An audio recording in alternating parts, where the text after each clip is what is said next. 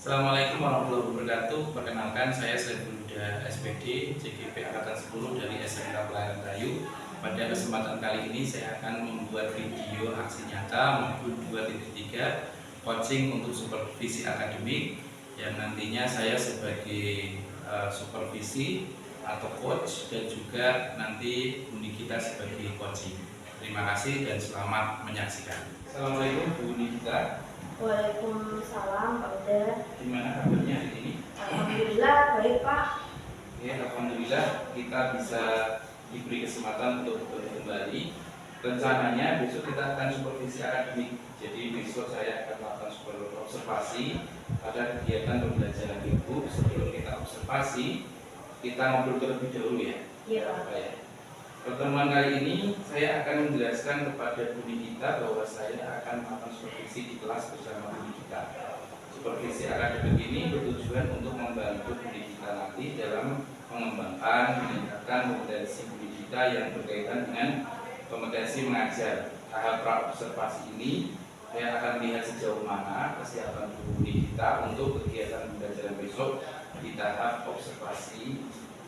Buni kita setuju? Ya Pak, saya setuju. Baik Bu, kita akan saling bertukar pendapat dan pengalaman tentang apa yang akan dicapai dalam supervisi besok. Saya berharap Bu Nikita selalu merasa nyaman, artinya Ibu merasa tidak saya awasi ketika supervisi besok berlangsung. Bu Nikita tidak merasa dicari-cari kesalahannya. Tujuan merencanakan pembelajaran itu adalah pembelajaran yang diberikan pada murid. Yang ketiga, saya menginformasikan poin apa saja sih yang akan saya amati besok. Jadi kita menyamakan persepsi dulu hari ini. Buni kita pasti sudah memiliki RPP modul ajar ya Bu ya. Iya Pak. Kalau begitu, apa saja yang sudah disiapkan untuk hari ini? Iya Pak.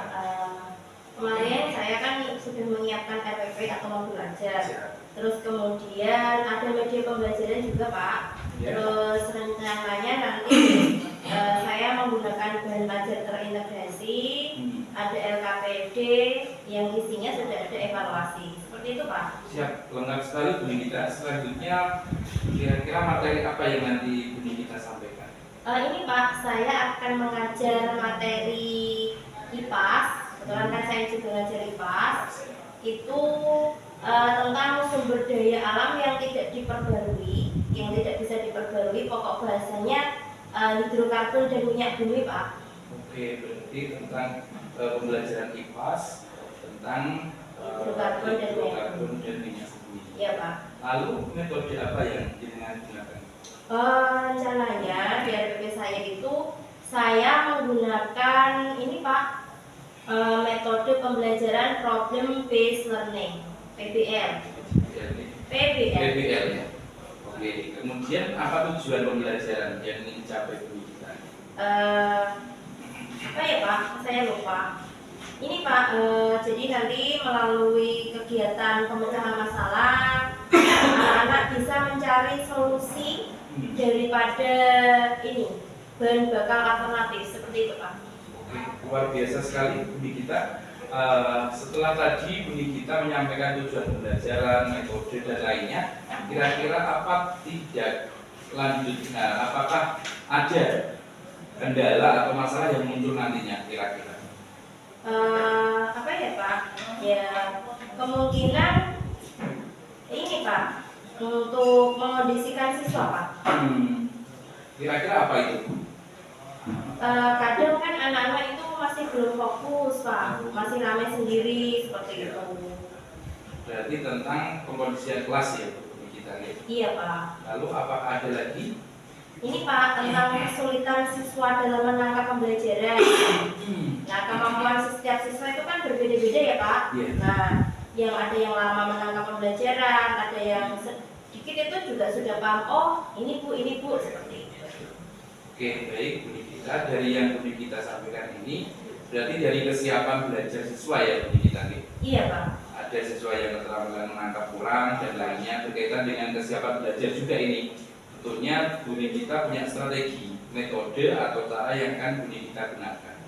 Coba Buni kita bisa ceritakan mungkin sedikit secara singkat kegiatan pembelajaran yang akan Buni kita lakukan besok.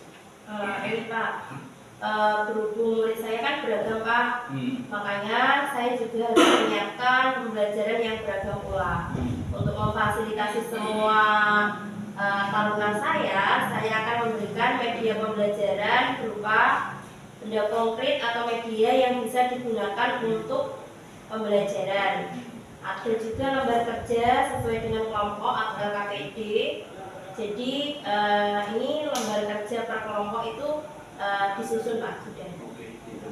Oke, bagus sekali Bu Nikita. Jadi Ibu akan menyiapkan media yang sesuai kebutuhan anak dan lembar kerja yang sesuai juga, gitu. Iya Pak. Anak yang belum paham mengerjakan sesuai dengan lembar yang dibutuhkan, di sini saya sudah melihat Bu Nikita sudah menyiapkan sesuai dengan kebutuhan belajar siswa. Jadi Bu Nikita sudah memunculkan pembelajaran berdiferensiasi. Sekarang apa yang kurang Ibu persiapkan untuk pembelajaran besok? Semua masih dalam proses pembuatan Pak, ya sudah jadi, cuman paling tidak saya kan harus observasi terlebih dahulu. Ada RPP, kemudian materi, kemudian media, itu semuanya baru mulai saya siapkan Pak. Kira-kira mau diselesaikan kapan? Kalau dalam minggu ini kan masih MPLS ya Pak, jadi paling tidak minggu depan saya akan sudah siap seperti itu Pak. Kira-kira Nanti kalau tidak salah saya akan minta bantuan guru informatika Pak. Jadi sebisa mungkin saya akan membantu Bu Nikita ketika Ibu membutuhkan bantuan membuat media atau peraga lainnya, mungkin seperti itu. Oh iya. Nah dari obrolan kita ini kan Bu Nikita sudah menentukan strategi media yang akan digunakan. Gitu. Iya. Nah sekarang kompetensi apa yang akan Bu Nikita kembangkan? Ini Pak, saya ingin mengembangkan kompetensi pedagogik saya dalam menyampaikan materi dan kompetensi profesional saya agar anak-anak itu lebih memahami, lebih jelas dan lebih mudah menangkap materi. Seperti itu Pak. Kemudian saya juga ingin membuat pembelajaran itu menarik. Saya juga ingin pembelajaran yang berpihak pada murid. Kemudian saya ingin mengembangkan sosial emosional karena siswa saya beragam tadi.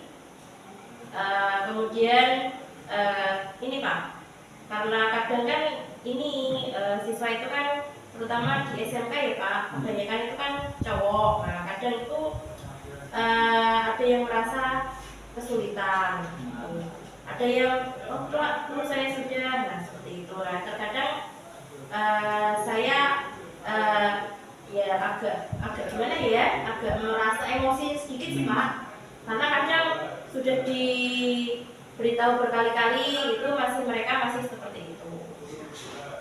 Jadi dapat saya simpulkan Bu Nikita bahwa yang ingin Bu Nikita kembangkan adalah kompetensi intelektual dan sosial emosional untuk menghadapi keberagaman siswa. Nah sekarang untuk mencapai kompetensi itu apa yang akan Ibu lakukan atau komitmen dari Bu Nikita itu bagaimana?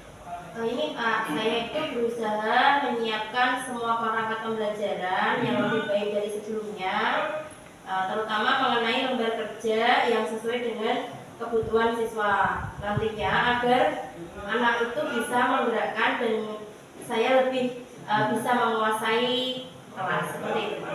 Ya, luar biasa Bu Nikita. Sudah merencanakan pembelajaran yang sangat bagus. Kalau dapat saya simpulkan, pembelajaran Bu Nikita itu sudah pembelajaran berdiferensiasi mulai dari konten, proses, dan produk. Lengkap sekali. Di sini saya akan membantu dalam kegiatan rangkaian supervisi akademik ini. Semoga lancar nantinya Bu Nikita. Iya Pak. Observasi nantinya Bu Nikita setelah kegiatan observasi nanti selesai, kita ngobrol-ngobrol santai lagi. Iya Pak. Kira-kira apa sih yang belum terlaksana, apa yang sudah terlaksana, rencana pengembangan Bu Nikita apa untuk jangka panjang dari kegiatan ini.